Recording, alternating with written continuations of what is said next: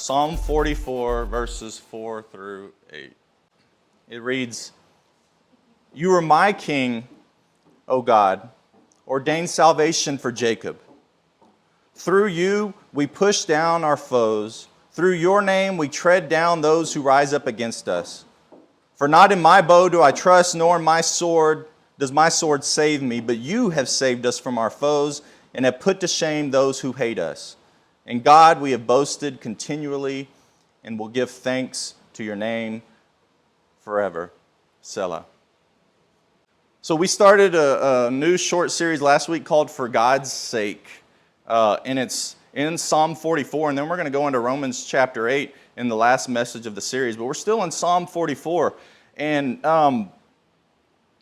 the context is this psalmist is in a period, we don't know exactly when it is in the history of Israel, but he's in a time period where Israel's actually being faithful to God. I mean, we know as we read the story that there's plenty, most of the Old Testament time period, Israel was not faithful to their God. But there were times that they were, and this is one of those periods. So here we have a psalmist that is crying out to God. He hasn't got there yet. Last week he was reflecting on the way that God had worked in the past and in history and through the scriptures. He read the scriptures and all the stories, and he saw how God had showed up for his forefathers and possibly even for his own living father and grandfather. And so he recognized that God is faithful, and he's faithful to his covenant, and that covenant that he made through Abraham, that through his descendants, God was going to bless the nation. He saw when he looked at the scriptures how God is carrying out his plan, and he has showed up for his children. Well, in the passage this week, in verses 4 through 8, he turns to his present day and he starts saying, God, we have seen, you have fought battles on our behalf, and you have showed up for us, and you are a faithful God to us, and we will boast about your name forever. And then starting next week, he's going to start laying out his complaint because he's frustrated, he's confused, he doesn't know why they have been faithful to God, yet they are going through this immense suffering and persecution. Their enemies are winning battles over them, and it doesn't make any sense. You ever been through a time in your life like that? Maybe you're going through one now where you're in the dark, you're in the valley, and nothing makes sense. It's a time of suffering. We all suffer in different degrees. I don't want to get into comparison about people over in the Middle East, how the Christians over there suffer worse than we do. It can all be subjective in a sense because we all go through periods of suffering because we are dealing with the world, our own flesh, our own sin nature, and Satan himself who is against us. And sometimes God seems to take his hands off and nothing makes sense. That's what the psalmist is going through. So through these scriptures, I'm hoping that I can encourage you guys. First, with looking back and seeing how God has already been faithful. That's what we did last week. That's what we're doing this week. And to stand firm when nothing makes sense and we're going through suffering. And then giving you eyes to see and being able to look forward to God's promises, to his purpose, and to his plan and the hope we have through Jesus Christ. So that's where we're at. Because when we go through these periods of suffering, it's crucial times. It's crossroads for us. You come to these points in life, and God is saying, are you going to continue to trust me? Or are you going to go at it your own way? Are you going to give up? Are you going to rebel? What are you going to do in these times? They're times of testing. God uses these times to test us. And surely it was a time of testing for Israel. So how do we stay faithful when the heat is turned up in our lives? This week, I want to share with you, based on this scripture, how he began to look at himself and Israel in his present day. I want to share with you how God has been faithful and how God has showed up. I want to boast about God, how the psalmist boasted about God, how he's worked in my life. And I hope through that, you can begin to look at your own life and see how God has been faithful. A lot of these stories have come from my quiet time with God where I have journaled. Sometimes I've been frustrated, and just like the psalmist, I just cry out to God. There's even times I'm like, God, why do I only journal when things are bad? It's like I'm more inspired when I'm frustrated and angry to write. But man, going back through my journal this week and reading those stories, I'm like, wow, God has showed up and He's answered these prayers. And so through my frustrations, I can look back at those times I was frustrated and then see how God has come through since then. God has been so faithful to me. God is faithful to His overarching plan.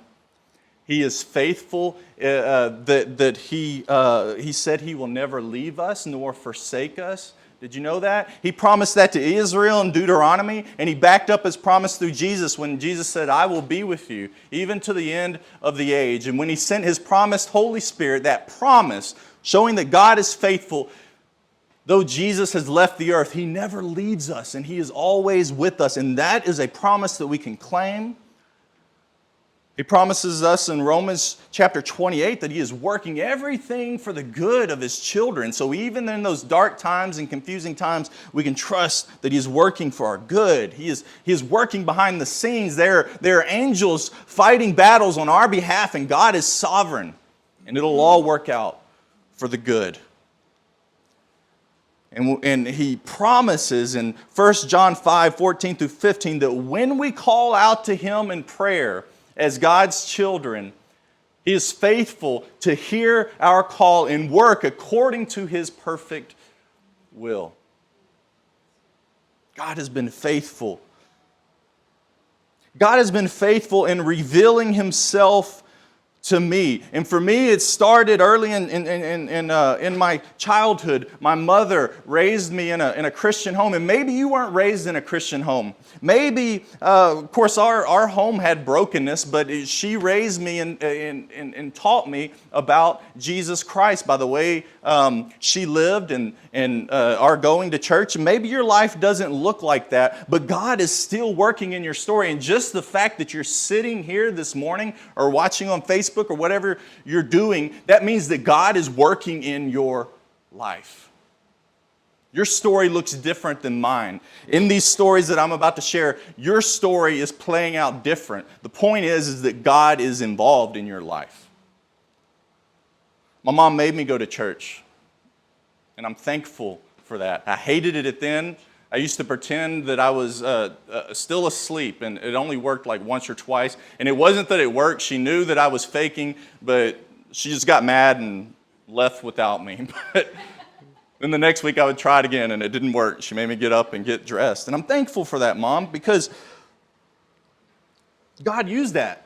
And if she wouldn't have made me go to church, I wouldn't have gone. I wouldn't have. I know I wouldn't have, because I was wanting to stay there asleep. I wouldn't have gone. And so I'm thankful. And her prayers was working behind the scenes, her calling out to God and praying for her children. It worked in my life. And some of you I've told that we didn't have a dishwasher, and so my mom would sing as she's washing the dish. Of course, it wasn't just washing the dishes. She would sing all the time. So I grew up to this angelic voice as a background score to my life, and it showed me how beautiful God was to her. God has been faithful. In my hearing the gospel, I grew up in these small churches, but we visited Lakewood Church. This is long before Joel Osteen. I think it was his father. But anyways, I responded to an altar call for the first time as a child in church and gave my life to Christ. God has been faithful. I still hated church, though. I didn't like going to church. We were in a small church, and there weren't kids. There were some kids there, but I couldn't relate to those kids. And God was faithful at the right time, at the right age, around 15 years old. God brought the right friend, my friend Guy Glass, who pastors Reformation Church.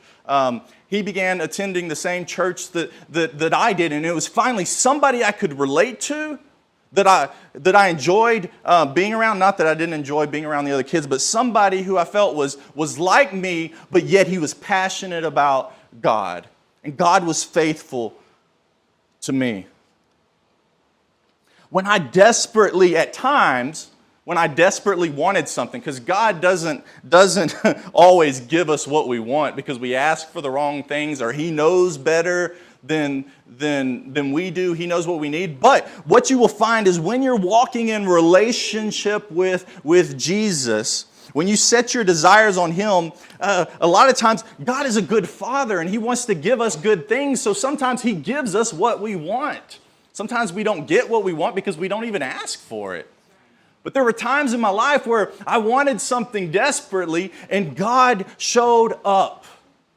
When I was in high school, there was this beautiful blonde chick that, man, she was just gorgeous, and I was chasing after her, and I wanted her so bad. She was unlike any girl that I had ever met, and for a year and a half, I went after her, and she wouldn't date me. We were friends. And I prayed and I begged many a nights, God, please, please. Maybe you have some other plan, but I really want her. Please, God. And on November 8th, 1995, God answered my prayer. And we've been together ever since.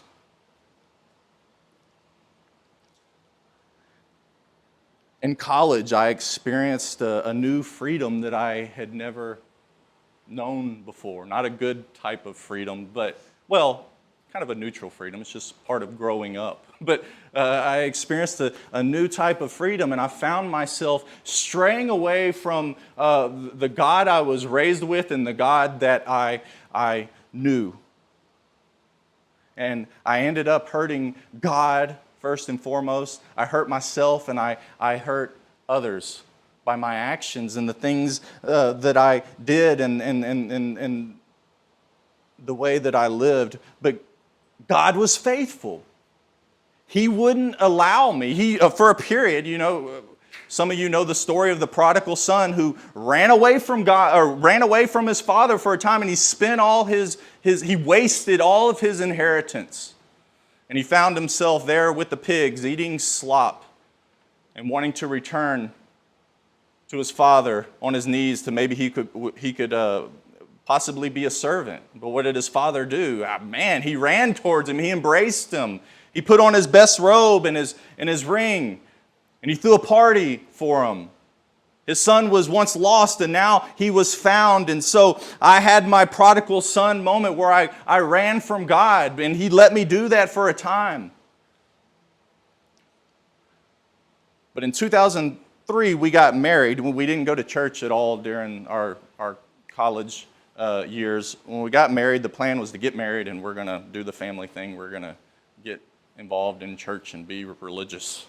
And so we did that, and we joined a church, and in 2004, we even got involved. 2004, a gentleman, Tony Nolan, came and preached, and he was preaching on the sower and the seed. In summary, what this message is about is it's a parable about a sower going out and throwing seed for it to sprout up. And some of the seed is snatched up by the birds, and Jesus says that's when the word is preached and it's just taken away. So basically, that's when people hear the gospel, like I'm preaching to you right now, and it's just falling on deaf ears. Like, hey, man, that may be interesting, but nothing happens.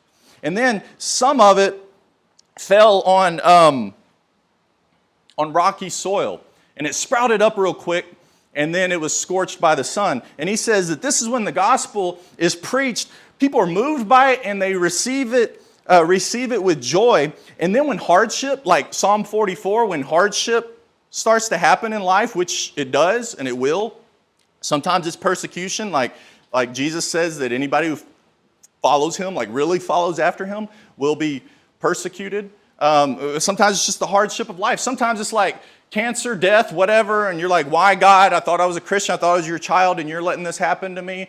The hardship comes, and it's scorched by the sun, and they fall away. Others was choked by the weeds. It grew up too. So that's somebody who receives it with joy. But then like all the good stuff in life, not saying good stuff is bad, but like greed and keeping up with the Joneses and all those things, those comfortable things take us away from God. And it can be slow, it can be quick, and it takes us away from God. And then finally, that seed that falls on good soil, it sprouts up and it goes through all those same things, cares of the world and the hardship of life, and it perseveres in faith and grows and produces fruit.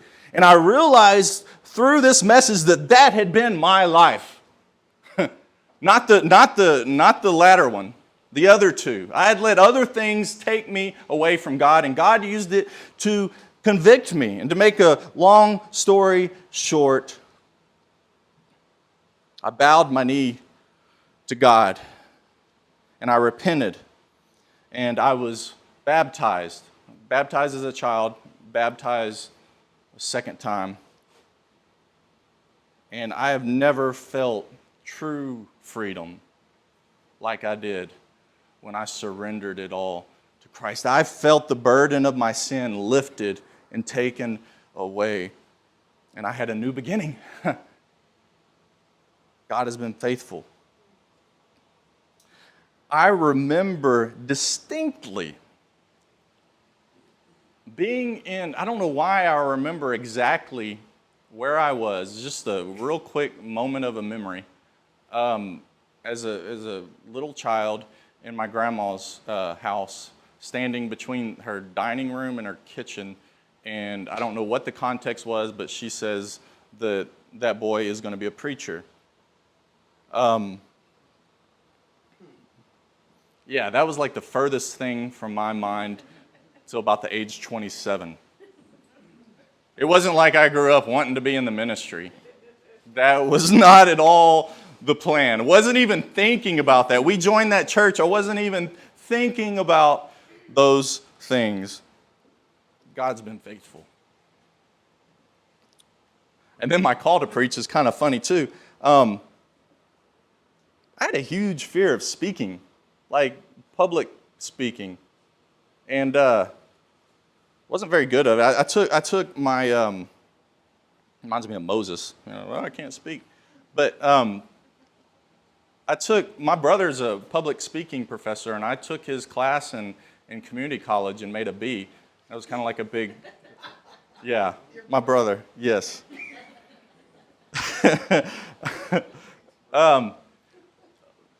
The first time I ever stood in front of a big crowd outside of that classroom, after I graduated college, I went back and I worked for the college. And my first day on the job, there was this counselor who needed a helping hand. So she had these high school kids coming in to see the college and have a tour of the college. And then they were supposed to kind of have like this orientation type thing in the auditorium. And so I went and helped her set up in the auditorium.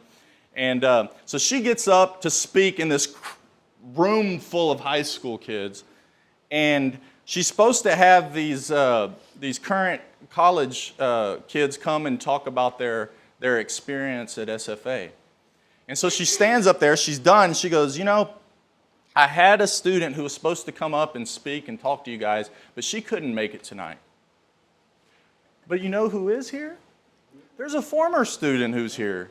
And I'm like, what? And she says, Scott Hesh, would you come on up and tell everybody about your experience? And I'm like, what in the world did she just do? And so I walk up to the front, and this is the first words out of my mouth. I walk up. Like I said, what an idiot. Yeah, let's just say public speaking wasn't my thing. It was a cause of a huge source of anxiety in my life. My friend Aaron Elam, I was the best man in his wedding, and I think up to that point I'd been in weddings, but I'd never been the best man before. And so I wasn't sure, and apparently his dad wasn't either. We were having the rehearsal dinner the night before, and I had written out my speech. I wasn't good at speaking, and I just wanted to read my speech. I had it written out, and his father says, "Hey, are you going to get up and give your speech?" I said, "I thought that was at the reception afterwards. He's like, no, it's at the rehearsal dinner. So I stood up and I exhausted my speech. So fast forward, the next day after the wedding, we're at the reception, and we ran to the store, me and some other guys, to get some stuff to wrap his car and decorate his car and stuff. And when we get back, somebody's running out. It's like, hey, buddy, you're the best man. They're doing this speech right now. You get in there, get in there. I think that was the shortest speech in the history of best man speeches. Go Aaron. I wish you guys the best. Love you both. Go Aaron. In fact, in 2008, I was preaching a message, and in the middle of the message, my mind went completely blank. It's probably the most embarrassing moment in my life. I wanted to roll into the fetal position and suck my thumb. And I looked at my notes. I had my notes, tried to gather my thoughts, and it was just like all the words on the page just took off running. And God used it. I mean, I had to sit there and like confess some sin and not like, don't think like the worst, but confess sin in my life. And I mean, by the end, God used it, and people were crying, and the Holy Spirit showed up. Shows you that God doesn't need words to bless people. But man, I hated that moment. I hated being used by God in that way. But He showed me that I cannot do this on my own, and I've got to depend on Him all the way. And where I am today, from where I was then, God's been faithful. God works in mysterious ways. We needed to pay off some debt, some credit card debt, and I've been praying about it. We even put up our house briefly to try and pay off some of this debt, and we ended up taking it off the market at the time because it wasn't selling. This was years ago. So I'd been praying to pay off of this credit card debt. Well, I'm driving to work one day. I drove a 2001 Volkswagen Jetta, and I'm driving to work, and I'm playing with the radio, which I'm not recommending that you play with the radio while you're driving at the same time. And I'm playing with the radio, and out of the corner of my eye, I see this pothole, and immediately I swerved to miss it, and boom! Airbag went out, and both of my two right tires were flattened, and I'm immediately, without thinking, like swerving over 3 lanes to get to the shoulder. Thank God I wasn't killed because I wasn't looking to see. I mean, I was in shock. And I pulled over to the shoulder, and I get out, and I realize, hey, Scott, you're probably in shock. Make sure you're okay. So I get out of the car, and I'm like looking around to make sure I'm not injured or something. And then once I got my bearings, I saw 2 other cars on the shoulder, and so I walked towards them. I was like, man, did you guys see what I hit? And they said, yeah, the same thing we hit. It's a taco truck wheel that flew across the freeway and was in the middle of the road. And I'm sitting there thinking, I was like, I thought I saw a pothole, a taco truck wheel. So anyways, there was a guy who had seen, I used to have this devotional ministry, online ministry called Psalm 22 Ministries, and I had the graphics on the back of my car, and there was a man who saw it and wanted to be a blessing, and so he pulled over, and he was helping me, with the cops and with the record drivers, and kind of giving me advice and stuff like that, and we prayed and stuff, and anyways, I got on the phone. There was these guys I knew that worked at a body shop, some friends of mine, and they said, bring it here, have them bring it here. So brought it there, and after examining it, they said, all right, well, they're going to total your car. I said, if you want to, we can fix this. Buy it back.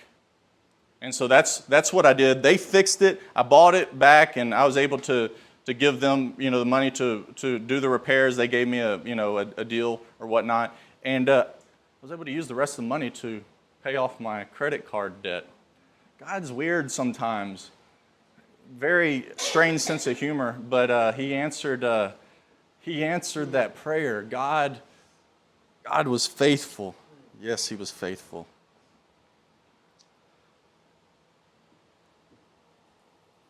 So several years ago, I think maybe 2011, Courtney and I sat through a timeshare. Any of you guys ever done that? Yeah. That's not something I recommend either. It all started, my uncle, her uncle, he and I went to a baseball game. I was going to treat him to an Astros game. And so we go to the game, we get to the ticket booth. He's like, Scott, man, I never get to bless you. Please let me pay for this. And I was going to buy these like mid-range seats, or whatever. And he like had us like right behind home plate. So he's like on this like spending, like, wanting to do things for me type of spree. And so I never would have gone up to one of those like spin the wheel type of things. I avoid those things at all costs. He's like, come on, let's do this. And I was like, no. He's like, no, just do it. And so I spun it, free cruise. I was like, man, this stuff's a scam. I don't want to do it, and it turns out it was a timeshare thing. So we went and did the timeshare. It was the first time I've actually got roped into one more. I guess I'm not a very bright guy when we went to Disney several years later. But we sat through it, very high-pressured thing. You just got to keep saying no. Well, it actually works. We didn't know if it was actually going to work. Said no, got our voucher, and then had to wait for weeks, and I was Googling things. It did work, and we finally got our cruise, and it was going to be a Valentine's Day cruise. We were so looking forward, and we were stressed out, and we were looking forward to this cruise. The night before, Daxton, who was only a year old at the time, was running 103.5 fever. And in bed that night, Courtney remembered a few years back before that, our friends had some standby tickets that they got us, and so we were going to ride standby. You know what standby is on an airplane? We were going to ride standby to to Niagara Falls.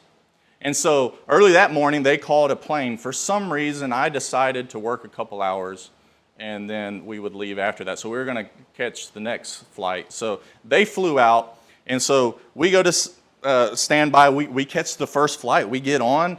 They get us on the plane, and we're buckled up and ready to go. We're all excited and everything. And then they come and say, we're having weight issues on the plane. We're going to have to ask the standbys to proceed off of the plane. And so we got off the plane, and then one flight after another came, and we never got on. There was a blackout on the East Coast, and we weren't able to go on our trip, so we spent the week in Galveston. And so we kind of chalked it up, well, God doesn't want us to go for some reason. Maybe it's, maybe we needed to be better stewards of our finances, and we didn't have the money, which I don't think we really had the money to go at the time anyways. So we ended up just going to Galveston. Courtney remembered that. She says, well, maybe this is something like that. God's telling us he don't want us to go on this trip. And I said, baby, it's Lord's will be done. Whatever he wants is what we're going to do. Next morning, we wake up. Daxton still isn't feeling great. Courtney's like, we're not going on this trip. And I'm like, what?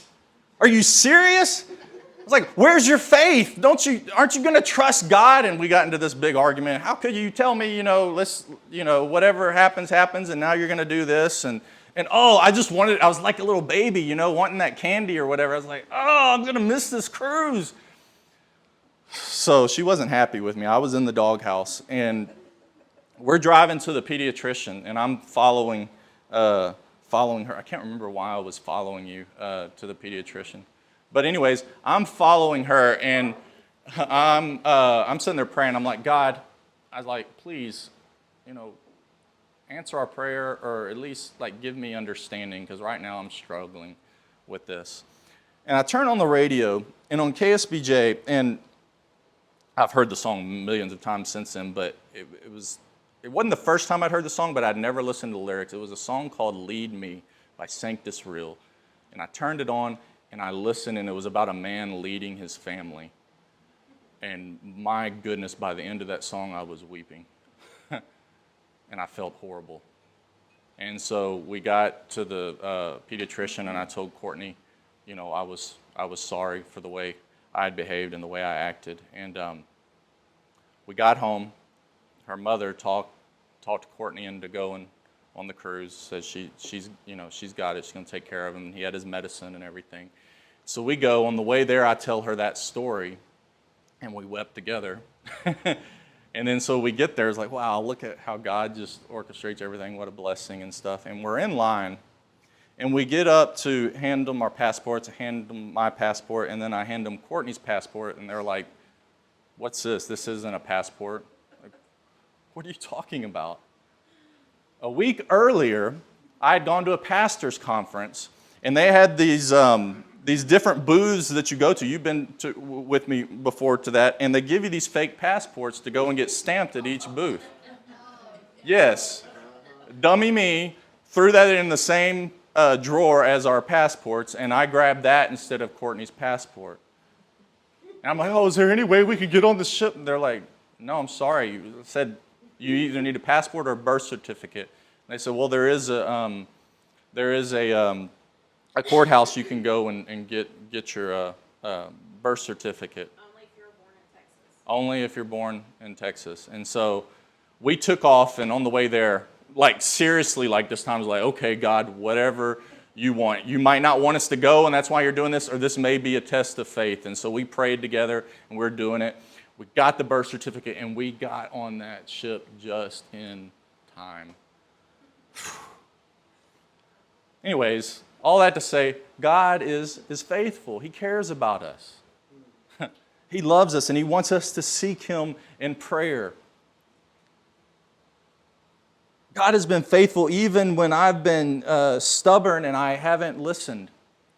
We were before I was a pastor, we were a part of a church that we loved, and it fell apart. And God was telling me, despite what other people were saying, God was telling me. This is one of those moments I knew God. You know, again, one of those radio experiences. I would hear something. I would hear a Bible story or something, and it would speak straight to my heart. And God was telling me, wait. And I didn't listen. I left the church, and I didn't wait it out. God was telling me to wait it out, and I left. And it's a big regret that I had. But God's still faithful in my life, even when I didn't listen to Him. And there's times that you haven't listened to God. Let me just tell you, God still loves you. God still loves you, and He's not holding it against you.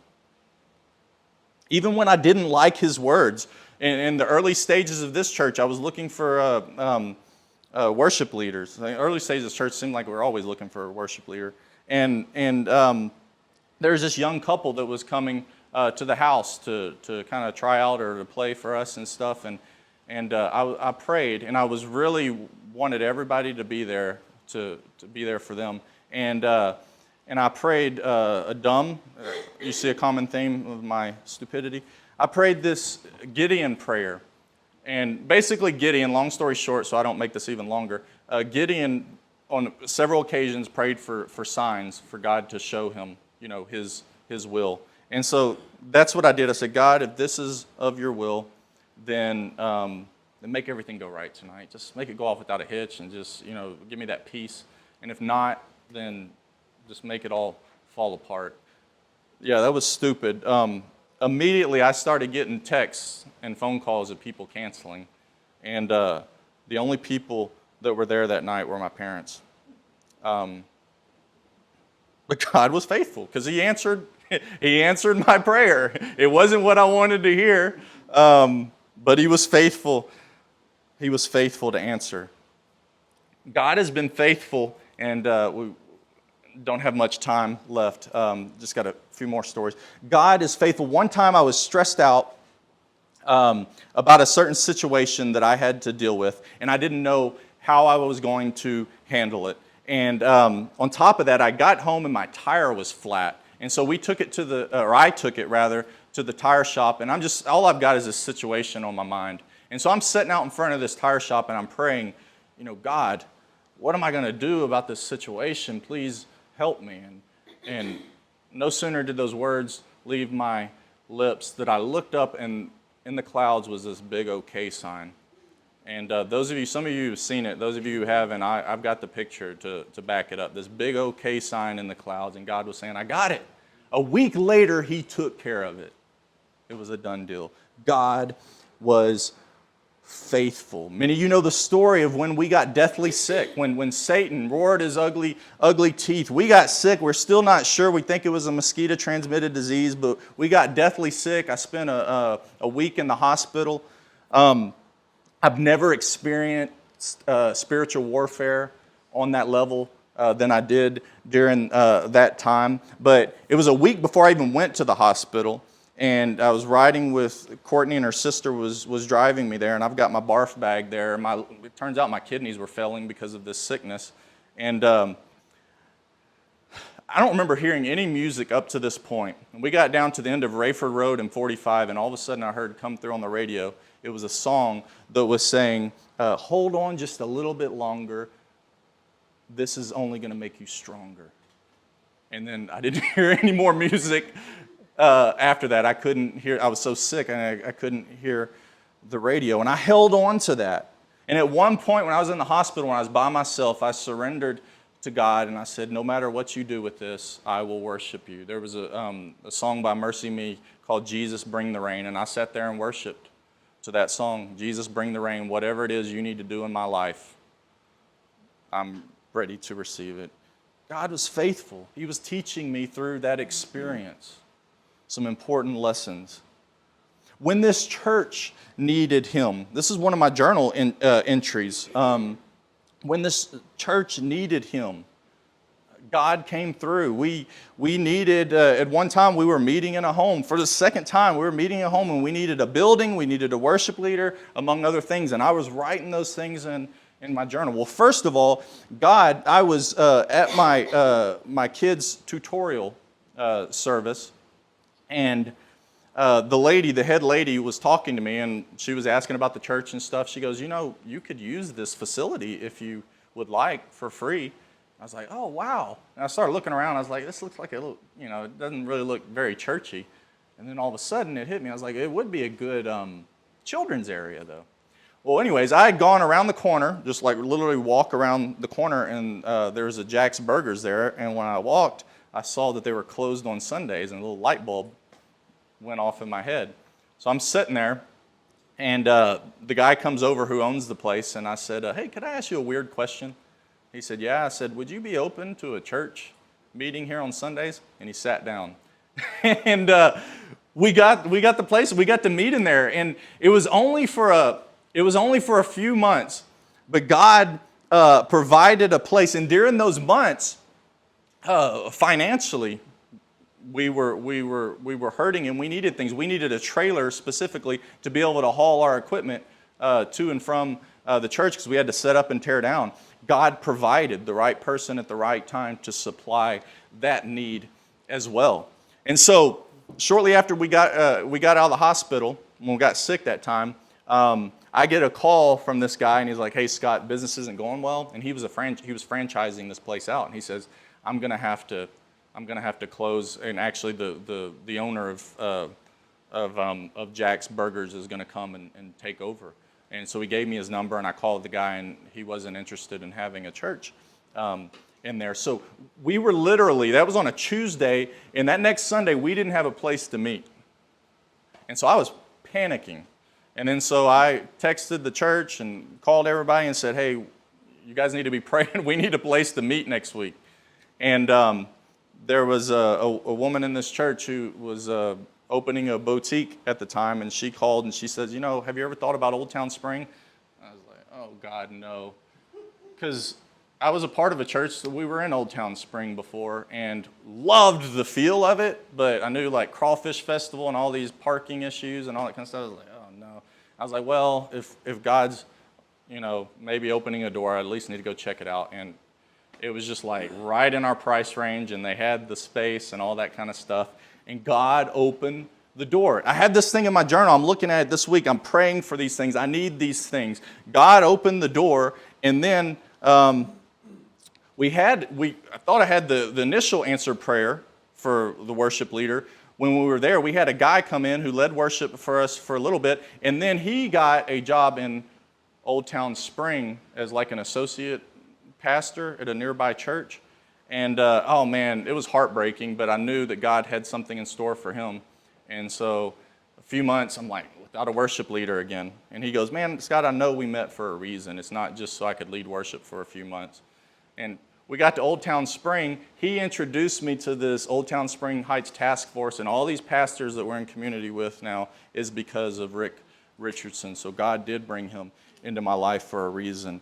God has been faithful. Even in putting up roadblocks, during that time, there was 2 potential places.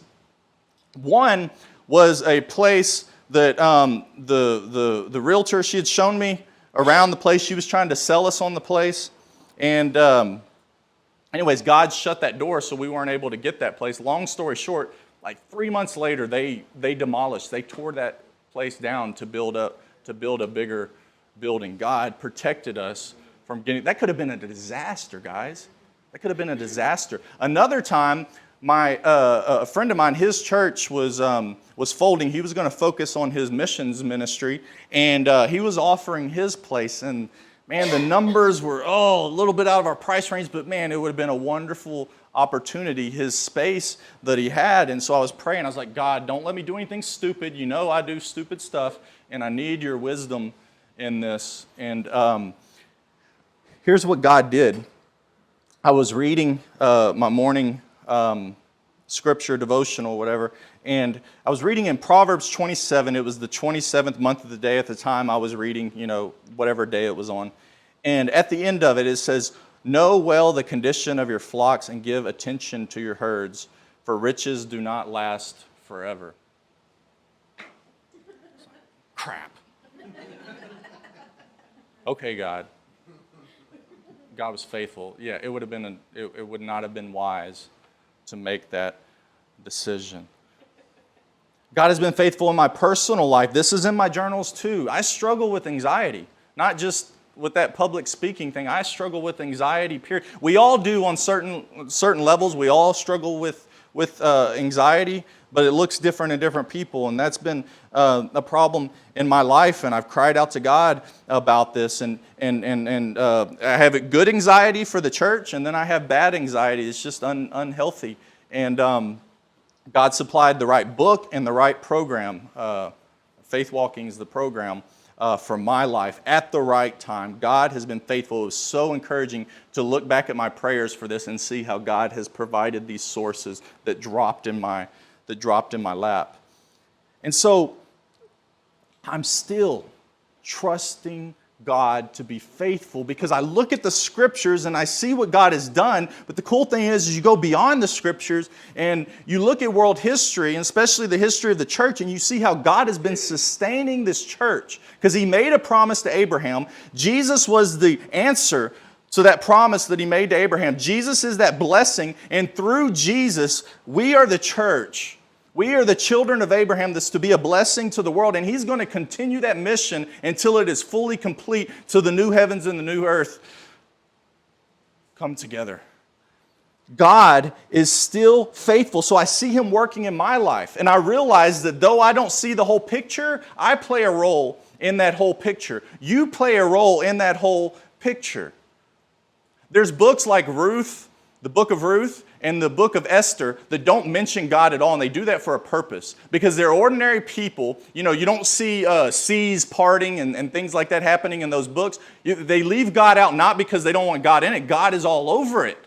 They're wanting to show you ordinary lives that God is orchestrating and weaving things together for His glory and for their good. And He's doing the same thing in your life. And you might not understand it right now, but trust Him. He is faithful. And He is working everything out for your good. He wants to bless you so that you can be a blessing to others.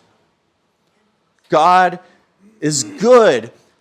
A number of years ago, before the Haven, I was working, and we're done after this. I was working at I've been going long lately. I was working at a sign shop, and a woman told me there, she's like, Scott, I feel like God is wanting me to tell you something. I'm like, yes, tell me, what is it? Things are going to be difficult for you. But if you will remain faithful, God's going to bless you and He's going to use you. And I held on to that. And when times have gotten rough, I remembered that. We were at this prayer conference a couple weeks ago, and afterwards, right, the last session had just ended, the music had stopped, and this man walks up to me and goes, man, every time I see you, God has told me to go talk to you, and I didn't obey, and so I just feel like I just need to say something. God is about to open the doors, and he's about to...